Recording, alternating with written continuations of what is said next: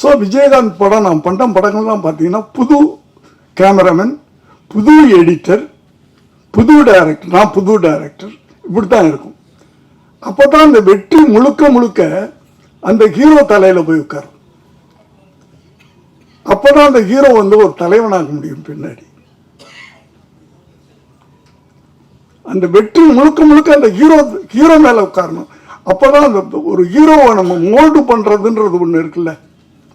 ஒரு பெரிய இயக்குனருடைய இயக்கத்தில் ஒரு ஹீரோ நடித்து அந்த படம் ஓடுது அப்படின்னா அடுத்த படம் என்ன ஆகும்? அந்த ஹீரோ நடிக்கிற படம் அந்த எக்ஸ்பெக்டேஷனுக்கு பார்ப்பாங்க. இல்லைன்னா அவ்வளோதான் அவர். இதுக்கு பல உதாரணங்கள் இருக்கு. நான் பேரெல்லாம் சொல்ல விரும்பலை. அதே மாதிரிதான் நான் என் மகனை கூட நான் ப்ரமோட் பண்ணது. ஏன்னா நான் அவரை அறிமுகப்படுத்தும் போது 92 நான் பீக்கில் இருக்கிறேன். ஹிந்தி படங்கள் அது இது பண்ணிக்கிட்டு நல்ல இன்கம்லாம் அப்படி வந்துக்கிட்டு இருக்கு. பெரிய மியூசிக் டைரக்டர் போட்டிருக்கலாம், பெரிய கேமராமேனை போட்டிருக்கலாம். புது கேமராமேன் நாளை தீர்ப்பில் ஒரு லேடி, ஒரு புது மியூசிக் டைரக்டர். ஏன்னா அந்த படம் வெற்றி அடைஞ்சால் அது அந்த முழுக்க முழுக்க ஹீரோ மேலே போகணும். இப்படித்தான் நீங்கள் முதல்ல ஒரு 10 படம் நீங்கள் விஜயோடைய படம் பார்த்தீங்கன்னா தெரியும், பெரிய டெக்னீஷியன்ஸே இருக்க மாட்டாங்க. இதான் ப்ரொமோஷன், ஹீரோவை ப்ரொமோட்.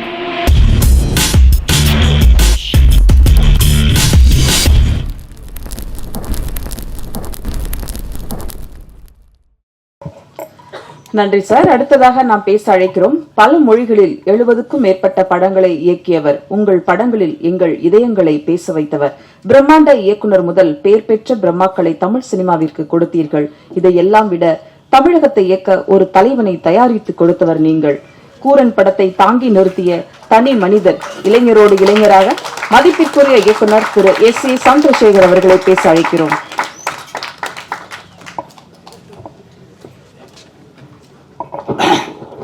கடைசியில் பேசுறது எல்லாரும் பேசி முடிச்ச உடனே பத்திரிகை, தொலைக்காட்சி, ஊடக தோழர்களே, மேடையில் இருக்கின்ற நண்பர்களே, என் பிள்ளைகளே, எல்லாருக்கும் என்னுடைய வணக்கம். ஜென்ரலாகவே நம்ம ஒவ்வொரு உங்களுக்கு கேட்டு கேட்டு புளிச்சு போயிருக்கும் ஒரு டைலாக். சினிமா விழாக்களில் பொண்ணு வித்தியாசமான படம், இதுவரைக்கும் நீங்கள் பார்க்காத படம்.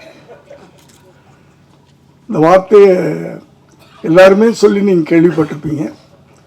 ஆனால் என்னுடைய சினிமா வாழ்க்கையில் 45 வருஷத்துக்கு மேலே ஆயிடுச்சுன்னு நினைக்கிறேன். 80ல், ஆமாம், கரெக்டாக 45 வருஷம். நான் முதலாக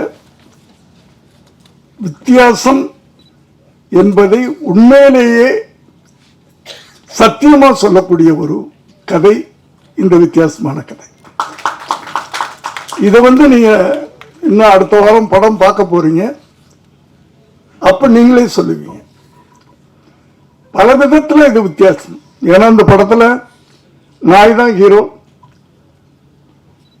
ஒரு ரிவெஞ்ச் எடுத்து ஒரு படம் பெரிய ஹிட் ஆயிருக்கு.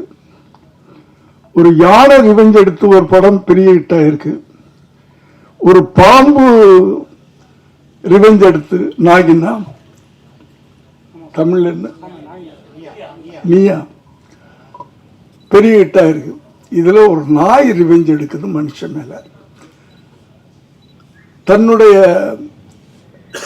போராட்டத்துக்கு கோர்ட்டுப்படி வரைக்கும் ஏறுது. இதுதான் இது ஒரு வித்தியாசம். ரெண்டாவது, இந்த படத்துல ஹீரோ கிடையாது, ஹீரோயின் கிடையாது, டூயட் கிடையாது, டான்ஸ் கிடையாது. இது ஒரு வித்தியாசம், உண்மையிலே வித்தியாசமான படம். அதுக்காக சொல்றேன். சும்மா நாங்கள் வித்தியாசமான படம் அப்படின்னு சொல்லலை. ஒரு ஹீரோ கிடையாது, ஹீரோயின் கிடையாது, ஒரு டூயட் கிடையாது, ஒரு டான்ஸ் கிடையாது. அடுத்ததுல நடிச்சவங்க பூரா பார்த்தீங்கன்னா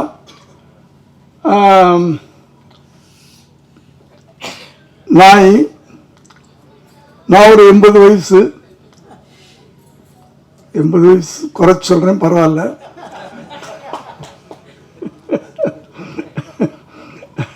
எண்பத்தஞ்சுன்னு சொல்லிக்கலாம், எப்படின்னாலும் சொல்லலாம். கடவுள் இன்னும் கொண்டாந்து இங்கே நிறுத்தி வச்சிருக்கிறாரு, அவருக்கு நன்றி. ஒய்ஜி மகேந்திரன் ஏ வயசு தான். இப்படி இதில் நடிச்சவங்க பூரா ஓல்டு பீப்புள். அது ஒரு வித்தியாசம். அதனால வித்தியாசங்கள் நிறைய இருக்குது. அதனால தான் உண்மையிலேயே வித்தியாசம் சொல்றேன்.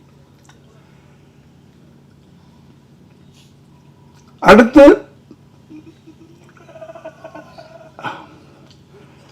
என்னை பத்தி எல்லாரும் பேசுனாங்க. அது எனக்கு கடவுள் கொடுத்த ஒரு கிஃப்ட். ஓடிக்கிட்டே இருக்கிறேன், அதனால ஏதோ ஆக்டிவா இருக்கேன், அவ்வளவுதான். அடுத்தது மனசு சந்தோஷமா வச்சிருக்கிறேன் எப்பவுமே. எந்த எதையும் பாரத்தை தலையில போட்டுக்கிறது இல்லை. கடைசி வரைக்கும் உழைச்சிக்கிட்டே இருக்கணும். அதுக்கு என் கூட இருக்கிறவங்கள எனக்கு ஹெல்ப் பண்ணிக்கிட்டு இருக்கிறாங்க. நான் ஆபீஸ்க்குள்ள நுழையும் போது எல்லாரும் இருக்கணும்னு ஆசைப்படுவேன். ஒண்ணுமே வேலை இல்லைனாலும் அவங்களோட பேசிட்டு இருப்பேன், ஏதோ ஒன்று பண்ணிக்கிட்டு இருப்பேன். ஏன்னா வீட்டில் உட்காரக்கூடாதுன்னு நினைப்பேன். நான் உட்கார்ந்தா படுக்கணும்னு தோணும், படுத்தா எந்திரிக்க முடியாது. அப்புறம் அவ்வளவுதான், ஈஸ்டர்ல அந்த வாழ்க்கையெல்லாம் வேணாம் அப்படின்னா அந்த காலையில் 9 மணிக்கு ஆபீஸ்க்கு வந்துடுறது. அப்படி அடுத்து ஒரு பெரிய வித்தியாசம் இன்னைக்கு ஃபங்க்ஷன்ல, எங்களுடைய படத்தில் சம்பந்தப்பட்டவங்க மட்டும்தான் மேடையில் இருக்கிறோம்.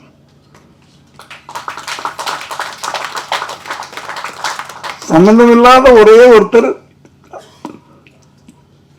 ரோபவன் உட்கார்ந்து, அவர் கூட சம்பந்தம் இல்லாதவன்னு சொல்ல முடியாது. ஏன்னா குண்டம்மாவுடைய அப்பா குண்டம்மா அப்படின்னு சொல்லுவார்ல, அதை நாங்க எங்க படத்துல வச்சுக்கிட்டோம், நாங்க யூஸ் பண்ணிக்கிட்டோம். அதனால அவரும் எங்க யூனிட்டை சேர்ந்தவர் தான். அதனால நாங்க தான் எங்க ஃபங்க்ஷனுக்கு சீஃப் கெஸ்ட். அதுலயும் ஒரு வித்தியாசம் தான். அடுத்து ஒரு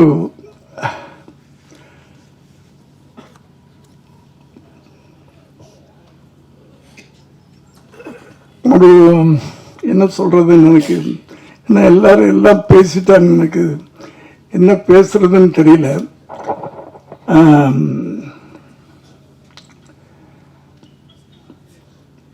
என்ன சொல்லணும்?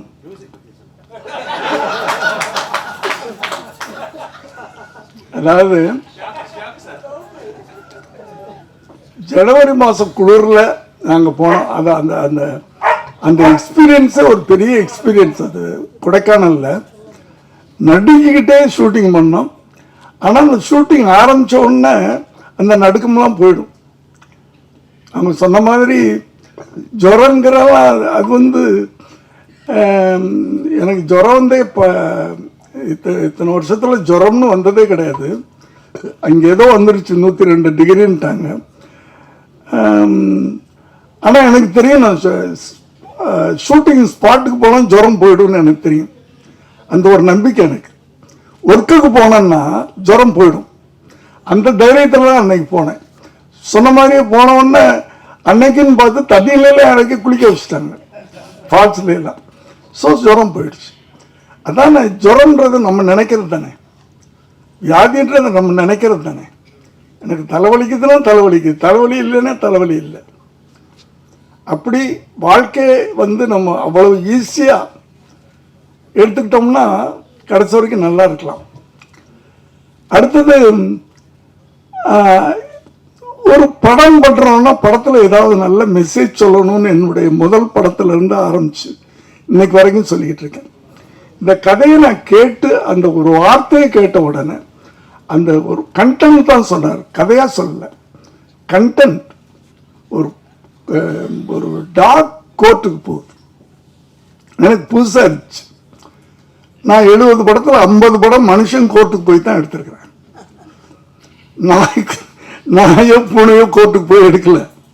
அது எனக்கு புதுசாக பட்டுச்சு.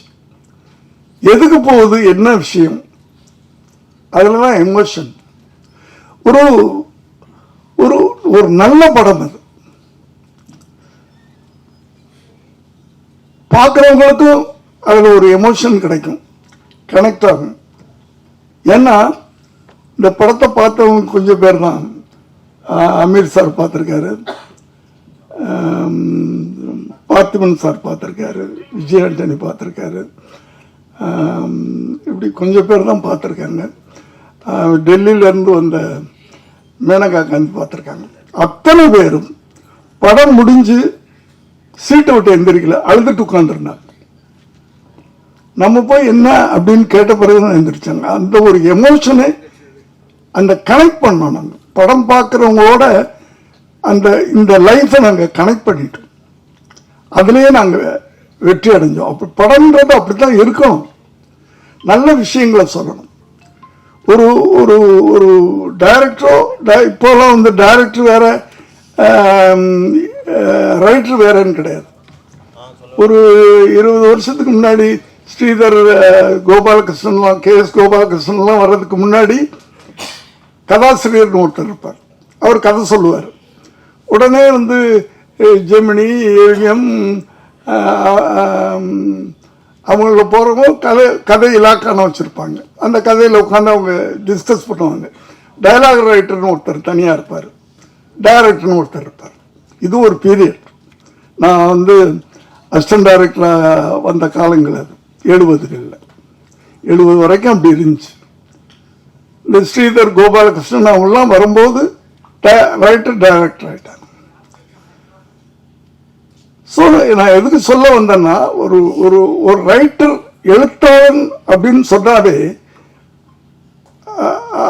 அந்த அந்த எழுத்தாளனுக்கு ஒரு பொறுப்புணர்வு வேணும்.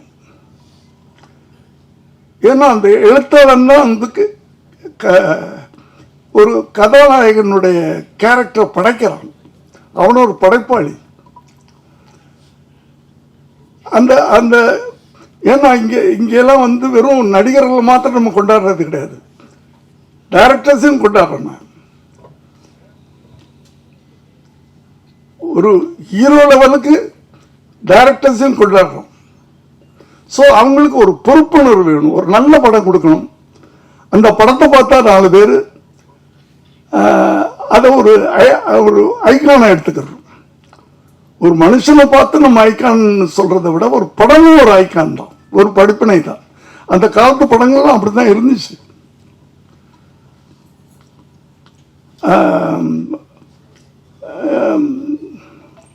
இப்ப சில படங்கள்லாம் பார்க்கும்போது ரொம்ப கஷ்டமா இருக்கு, ரொம்ப கஷ்டமா இருக்கு. தனியா சொல்லணும். ஏன்னா ஒரு ஒரு எழுத்தாளன் படம் பார்க்கிறவனுக்கு ஒரு ஐக்கானா இருக்கணும், ஒரு முன்னோடியா இருக்கணும். அவன் படைக்கின்ற படைப்புகள், கதாபாத்திரங்கள் அப்படி இருக்கணும். இவன மாதிரி நம்ம வாழணும் அப்படின்னு இருக்கணும். கத்தி எடுத்து தலை வெட்டு, கையை வெட்டு, இப்படியே வெட்டு அப்படின்னு சொல்லிட்டு படம் பார்த்துட்டு வெளியே போனவன்னா அவனு கத்தி எடுத்துட்டு கையை விட்டு காலை விட்டுக்கிட்டு இருந்தா இந்த இளைய சமுதாயம் என்ன ஆகிறது? அந்த பொறுப்புணர்வு. சினிமான்றது சாதாரண விஷயம் இல்லை. இப்போ இந்த படம் வந்து ஒரு கத்தி இல்லை, ரத்தம் இல்லை, துப்பாக்கி சத்தம் இல்லை. ஆனால் ஒரு ஒரு பவர்ஃபுல்லான விஷயம் இருக்கு, பவர்ஃபுல்லான விஷயம் இருக்கு. ஆனால் அந்த பவர்ஃபுல்லான விஷயத்தை நாங்கள் சீரியஸா சொல்லலை. அதான் இதனுடைய வெற்றிக்கு அது ஒரு காரணமா இருக்கும். ரொம்ப சீரியஸான விஷயத்த ரொம்ப சீரியஸா சொன்னாலும் கஷ்டப்பட்டுருவீங்க. ரொம்ப யதார்த்தமா அழகா அப்படியே சிரிக்க வச்சுக்கிட்டே அப்படியே கொண்டு போறது. நல்ல விஷயங்களை சொல்லணும். ஒவ்வொரு படமும் ஒரு பாடமா இருக்கணும்ன்றதுதான். ஆனா இப்போ வர நல்ல படங்கள் பண்றாங்க, அவங்களுக்கு நான் யாரையும் தப்புன்னு சொல்ல வரல. ஆனால் அவர்கள் அந்த படங்களை பார்த்து ஒரு ஷோல 100 பேர் படம் பார்க்கறாங்க, ஒருத்தனாவது அந்த படத்தை பார்த்து இவர் மாதிரி நம்ம இருக்கணும் அப்படின்னு நினைக்க வைக்கணும். அந்த காலத்து படங்கள் அப்படிதான் இருந்துச்சு. இது ஒரு நான் வயலண்ட் படம், நான் வயலண்டா ஆனா பவர்ஃபுல்லான படம். இப்போ நான் வயலண்ட்னா நீங்க என்னமோ ஒரு டயலாக் சொல்லுவாங்க, சொதன்னு இருக்கும், சாம்பார் மாதிரி இருக்கும், அப்படிலாம் இல்லை. இப்போ நான் வயலண்ட்ல தானே நம்ம சுதந்திரமே வாங்கினோம். கத்தியிலே ரத்தமின்றி வாங்கின சுதந்திரம் தானே காந்தியடிகள். அவருடைய மௌனம் தானே வெள்ளையனை விரட்டி அடிச்சது. அவருடைய அந்த அதுக்கு பேர் என்ன, அகிம்சை, அதுதானே வெள்ளையனை விரட்டி அடிச்சது. கத்தி எடுத்து திக்கலையே. காந்தியடிகள் சொல்லியிருந்தாருன்னா அத்தனை பேரும் எடுத்திருப்பான்ல, அடிச்சு துரத்தி இருக்கலாம்ல. நம்ம அது செய்யலையா அவரு? அதனால அந்த மௌனம் எவ்வளவு பெரிய ஆயுதம், எவ்வளவு பவர்ஃபுல்லான ஆயுதம். பயந்து ஓடி போயிட்டாங்கல்ல, கலந்தரிக்க ஓடிட்டாங்கல்ல. அப்படி நான் வயலன்ஸ் சொல்றது கூட பவர்ஃபுல்லான இருக்கும். இது நான் வயலன்ஸ் படம், ஆனா பவர்ஃபுல்லான படம். அப்படி ஒவ்வொரு எழுத்தாளர்களும் இளைய சமுதாயங்களுக்கு ஒரு முன்னோடிகளாக இருக்கணும் அப்படின்றது ஒரு வயசான ஒரு எழுத்தாளர் நான் ஆசைப்படுறேன். ஒரு காலத்துல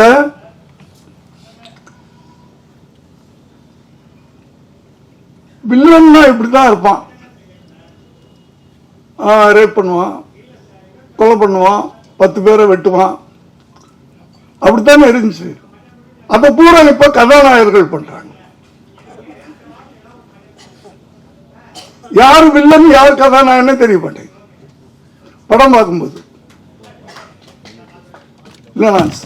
நான் உண்மையிலே நீங்க யாரும் தப்பா எடுத்துக்காதீங்க, தப்பாக எழுதிடாதீங்க. என்னுடைய உணர்வுகளை நான் சொல்றேன். என் வயசுல நான் சொல்லலாம்.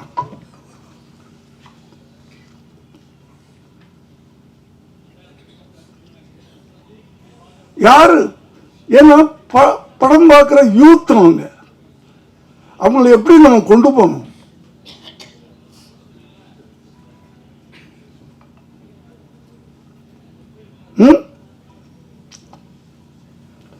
அம்மாவை புள்ள வெட்டுறான்,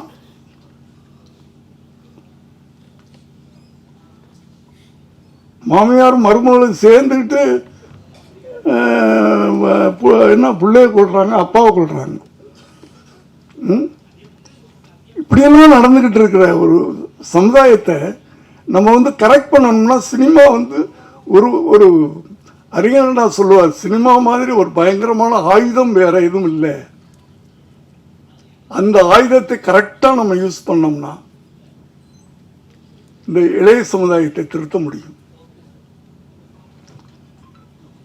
அது ஒவ்வொரு எழுத்தாளருக்கும், எழுத்தாளனா இருக்கட்டும் இயக்குனராக இருக்கட்டும், 2 பேரும் ஒண்ணுதான். இப்போ அவங்களுக்கு இந்த பொறுப்புணர்வு, கடமை உணர்வு, சமூக உணர்வு, எல்லாத்தையும் விட அந்த சமூக உணர்வு.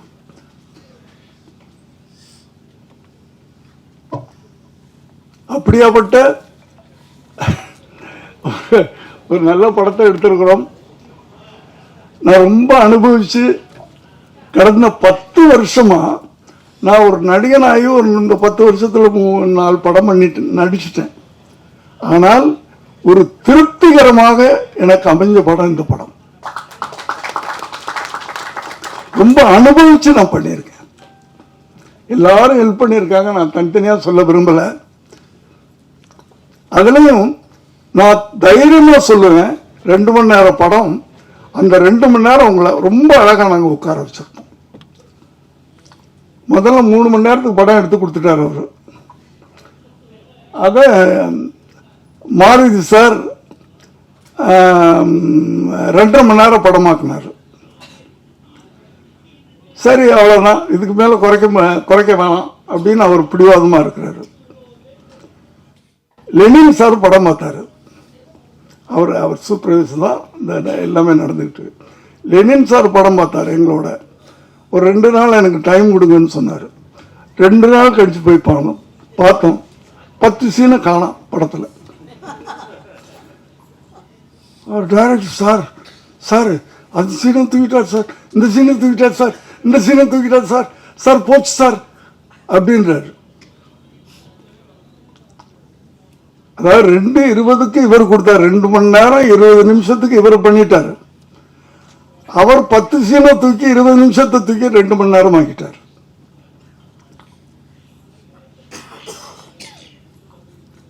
அவ்வளவு ஷாப்பா இன்னைக்கு அப்படி இருக்குது படம். லெனின் சாருக்கு நன்றி. 3 மணி நேரத்தை 2.5 மணி நேரமாக்குனீங்க, 2.5 மணி நேரத்தை 2 மணி நேரமாக்கினார். அப்படி எல்லாருமே பண்ணியிருக்கிறாங்க. டிஓபி சொல்லணும், நான் குண்டமாக சொல்லணும். குண்டமா தப்பா எடுத்துக்க, ஸ்டேஜில் செல்லமா நான் சொல்றேன். ரொம்ப எல்லாருமே குடும்பம், எல்லாருமே பேசுனதே. இங்கே டைரக்டர் யாரு, ப்ரொடியூசர் யாரு, அதெல்லாம் கிடையாது. நான் எல்லாரையும் போட வாடான்னு சொல்லுவேன். அது பாசத்தில் பிள்ளைங்களை சொல்ற மாதிரி நான் சொல்லுவேன். ஒரு குடும்பம் மாதிரி இருந்து ஒரு படத்தை எடுத்திருக்கிறோம். எல்லாரும் உழைச்சிருக்கிறோம். இந்த படம் வெற்றி அடைஞ்சா, பெரிய சூப்பர் ஹீரோ எல்லாம் நடிக்கல, இதுல நடிச்ச ஒரே சூப்பர் ஸ்டார் அதுதான், பைரவா தான். நாங்கள்லாம் துணை நடிகர்கள், உதிரி பூக்கள். நாங்கள்லாம் ஒரு ஃபுல் மாலை எதுன்னா அதுதான் போடணும். இந்த உதிரி பூக்களெல்லாம் சேர்ந்து பண்ணியிருக்காங்க. எல்லாம் சேர்ந்து உதவி இயக்குனர்கள் அத்தனை பேரையும் நான் ரொம்ப, ஏன்னா நான் 7 மணிக்கெல்லாம் போய் நின்றுவேன் ஷூட்டிங் ஸ்பாட்டில். அதுவே எல்லாரும் கடுப்பாக இருக்கும் பசங்களுக்கெல்லாம். என்னடா இந்த மனுஷன் தூங்க மாட்டேன்றான், நின்றுறான், நம்மளையும் தூங்க விட மாட்டேன்றான் அப்படின்லாம் இந்த படம் பண்ணியிருக்கிறோம். இந்த படத்தினுடைய வெற்றி ஒரு புது இயக்குனரை கொடுக்கும். புது இயக்குனர்னா ஒரு இன்னும் புது புது ஐடியா வச்சிருக்காரு. அந்த புது புது ஐடியாக்கள்ல படம் வரும். ஒரு சாதாரண ஒரு இளைஞன் ஒரு கஷ்டப்பட்டு ஒரு படம் ப்ரொடியூசர் ஆயிருக்கான். அவன் அடுத்த படம் எடுக்க முடியும். இந்த படத்தின் வெற்றி. ஆகவே நீங்கெல்லாம் நிறைய சூப்பர் ஸ்டார்கள் நடிச்ச படங்களை எல்லாம் பார்த்திருப்பீங்க. இது இந்த சூப்பர் ஸ்டார் நடிச்சிருக்க படம். நாங்கெல்லாம் சேர்ந்து ஒரு நல்ல, திரும்ப சொல்றேன், ஒரு நல்ல படம் அடுத்த வாரம் நீங்க பார்க்க போறீங்க. உங்களுடைய என்கரேஜ்மெண்ட்ஸ்ல அந்த டைரக்டர் பெரிய டைரக்டரா வரணும், இந்த ப்ரொடியூசர் பெரிய ப்ரொடியூசரா வரணும். இந்த மியூசிக் இதுல இந்த படத்தை 2 இடங்கள்ல 2 கட்டங்கள்ல, எடிட்டிங்க்கு முன்னாடி, எடிட்டிங்க்கு பிறகு, பிஃபோர் எடிட்டிங் ஆஃப்டர் எடிட்டிங் ஒரு உருமாறுச்சு படம். அதே மாதிரி பிஃபோர் ரீ ரெக்கார்டிங் ஆஃப்டர் ரீ ரெக்கார்டிங் பேக்ரவுண்ட் மியூசிக். அதாவது ஒரு நாயுடைய ஃபீலிங்ஸ், அதனுடைய எமோஷன், நாய் ஃபீல் பண்ணுது அப்படின்றத மியூசிக்ல சொல்றாரு. நாய் சந்தோஷமா இருக்குது அப்படின்றத மியூசிக்ல சொல்றாரு. நாய் ரிவெஞ்ச் எடுக்குது மியூசிக்ல சொல்றாரு. சோ இந்த படம் நிச்சயமா வெற்றி அடையும். அது நம்பிக்கை தான். என் வாழ்க்கையில் நம்பிக்கையில தான் நான் ஓடிக்கிட்டு இருக்கேன், நம்பிக்கையில தான் நடந்துகிட்டு இருக்கேன். இந்த படத்துக்கு பிறகு கூரனுக்கு பிறகு விபின் கூடனுக்கு முன்பு விபின். நிச்சயமா எனக்கு நல்ல பேர் கிடைக்கும், நிச்சயமா பேர் கிடைக்கும். இதுல நடிச்ச அத்தனை பேருக்கும் பேர் கிடைக்கும். காரணம் ஒரு வித்தியாசமான கதைக்களம். அந்த வித்தியாசமான கதைக்களம் ஒரு ஒரு நடிகனை உருவாக்குறோம். எப்படி உருவாக்குறது? இது நான் வந்து எங்க கதையை விட்டுட்டு போறேன், பரவாயில்ல. இப்போ விஜயகாந்தோட நான் நிறைய படம் பண்ணியிருக்கிறேன்.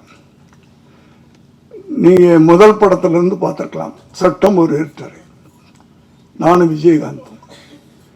நான் புதுமுகம், அவரும் ஏறக்குறைய ஒரு படம் நடிச்சவர். டெக்னீஷியன், பெரிய டெக்னீஷியன் போடலாம், மற்றவங்களாம் அப்படித்தான் பண்றாங்க. ஒரு பெரிய கேமராமேன், ஒரு பெரிய மியூசிக் டைரக்டர், இதெல்லாம் போட்டு படம் எடுக்கலாம். பட் என்னென்ன அவுட்புட் வரும்போது படம் சக்சஸ் ஆகும். ஆனா அந்த ஹீரோனால படம் ஓடிச்சா? இல்லப்பா, அந்த ஒளிப்பதிவாளர்னால ஓடிச்சு, இந்த மியூசிக் டைரக்டர்னால ஓடிச்சு அப்படின்னு சொன்னாவே அந்த ஹீரோவுக்கு வேல்யூ இல்லைன்னு நினைக்கிறேன் நான். ஸோ விஜயகாந்த் படம், நான் பண்ண படங்கள்லாம் பார்த்தீங்கன்னா புது கேமராமேன், புது எடிட்டர், புது டைரக்டர், நான் புது டைரக்டர், இப்படித்தான் இருக்கும். அப்பதான் அந்த வெற்றி முழுக்க அந்த ஹீரோ தலையில போய் உட்காரும். அப்பதான் அந்த ஹீரோ வந்து ஒரு தலைவனாக முடியும் பின்னாடி. அந்த வெற்றி முழுக்க அந்த ஹீரோ மேல உட்காரணும். அப்பதான் அந்த ஒரு ஹீரோவை நம்ம மோல்டு பண்றதுன்றது ஒண்ணு இருக்குல்ல. ஒரு பெரிய இயக்குனருடைய இயக்கத்துல ஒரு ஹீரோ நடிச்சு அந்த படம் ஓடுது அப்படின்னா அடுத்த படம் என்ன ஆகும்? அந்த ஹீரோ நடிக்கிற படம் அந்த எக்ஸ்பெக்டேஷனுக்கு பார்ப்பாங்க, இல்லைன்னா அவ்வளவுதான். அவர் இதுக்கு பல உதாரணங்கள் இருக்கு, நான் பேரெல்லாம் சொல்ல விரும்பல. அதே மாதிரிதான் நான் என் மகனை கூட நான் ப்ரமோட் பண்ணது. ஏன்னா நான் அவரை அறிமுகப்படுத்தும் போது 92 நான் பீக்கில் இருக்கிறேன். ஹிந்தி படங்கள் அது இது பண்ணிக்கிட்டு நல்ல இன்கம்லாம் அப்படி வந்துக்கிட்டு இருக்கு. பெரிய மியூசிக் டைரக்டர் போட்டிருக்கலாம், பெரிய கேமராமேனை போட்டிருக்கலாம். புது கேமராமேன் நாளை தீர்ப்பில் ஒரு லேடி, ஒரு புது மியூசிக் டைரக்டர். ஏன்னா அந்த படம் வெற்றி அடைஞ்சால் அது அந்த முழுக்க ஹீரோ மேல போகணும். இப்படித்தான் நீங்க முதல்ல ஒரு 10 படம் நீங்க விஜயோடைய படம் பார்த்தீங்கன்னா தெரியும், பெரிய டெக்னீஷியன்ஸே இருக்க மாட்டாங்க. இதான் ப்ரொமோஷன், ஹீரோவை ப்ரொமோட் பண்றது. கொஞ்சம் கொஞ்சமா அந்த ஹீரோவால படம் ஓடிச்சு, அந்த ஹீரோவால படம் ஓடிச்சு, அந்த ஹீரோவால படம் ஓடிச்சுன்னு சொல்லும்போது தான் அந்த ஹீரோவுக்கு வேல்யூ வரும். இப்படி உருவாக்குறது தான். ஒரு ஹீரோ உருவாக்குறதுன்றது சாதாரண விஷயம் இல்லை.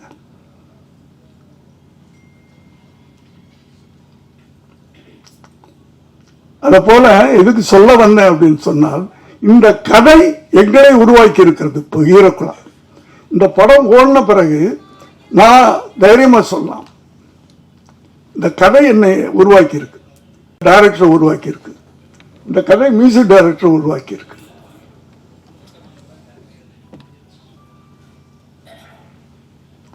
எல்லாமே சாதாரண மாணவர்கள் பண்ண படம். பெரிய இயக்குனர்கள், பெரிய நடிகர்கள் படங்களை எல்லாம் நீங்க வந்து ஆகா ஊகன்னு சொல்றது பெரிய விஷயம் இல்லை. அந்த படங்களுக்கெல்லாம் வந்து விளம்பரம் தேவையில்லை. ஏன்னா அவங்கெல்லாம் ரசிகர்கள் வச்சிருக்காங்க, ரசிகர்கள் பட்டாளம் இருக்கு. நீங்க விளம்பரம் கொடுத்தாலும் கொடுக்கலைனாலும். ஆனால் இப்படிப்பட்ட படங்களுக்கு நீங்கள் ப்ரமோஷன் பண்ணணும். உங்களுக்கு பிடிச்சா, நான் திரும்ப சொல்றேன், நல்லா இல்லாத படத்தை ப்ரமோட் பண்ண வேண்டாம். படம் நல்லாக இருந்தால் இந்த படத்தை நீங்க ஓட்டி காட்டணும். அது உங்களை நான் கேட்டுக்கிறேன். நன்றி, வணக்கம். Thank you sir. சார் உங்கள்ட்ட ஒரு கொஸ்டின் சார், படம் ரிலேட்டடா. ரஜினிகாந்த், விஜயகாந்த் இவங்கெல்லாம் வச்சு சட்டம் ஒரு இருட்டறை, நீதியின் மறுபக்கம், நான் சிகப்பு மனிதன் அப்படின்னு சொல்லி நீங்க கோர்ட் ஏறி நிறைய விஷயங்கள் பண்ணி கொடுத்துருக்கீங்க, நியாயம்லாம் வாங்கி கொடுத்தீங்க. முதல் முறையா ஒரு நாய் வச்சு அதுக்காக நியாயம் வாங்கி கொடுக்குறீங்க. இந்த அனுபவம் எப்படி இருக்கு சார், சொல்லுங்க சார். ஹலோ,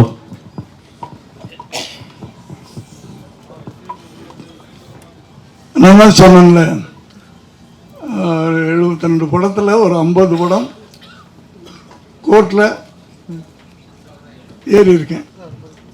இந்த கோர்ட்ல ஏறி பல பேருக்கு தண்டனை வாங்கி கொடுத்துருக்கேன். தவறு செய்தவர்களுக்கு, தவறு செஞ்சவங்களுக்கு இதுவரைக்கும் பல பேருக்கு தண்டனை வாங்கி கொடுத்துருக்கேன். முதல் முறையா ஒரு நாய்க்கு நியாயம் வாங்கி கொடுத்திருக்கிறேன். கூரன் படத்தில் போராடி நியாயம் வாங்கி கொடுத்திருக்கிறேன். ஏன்னா அது தப்பு பண்ணல, அது நியாயம், அதுக்கு வாயில்லை. வாயில்லாத ஒரு ஜீவனுக்கு நான் வாயாக இருந்து அதுக்கு நியாயம் வாங்கி கொடுத்திருக்கேன். தேங்க்யூ சார், நன்றி சார். போதுமா? போதும் சார், தேங்க்யூ. வேற ஏதாவது நீங்க சொல்லணும்னா பேசுங்க சார்.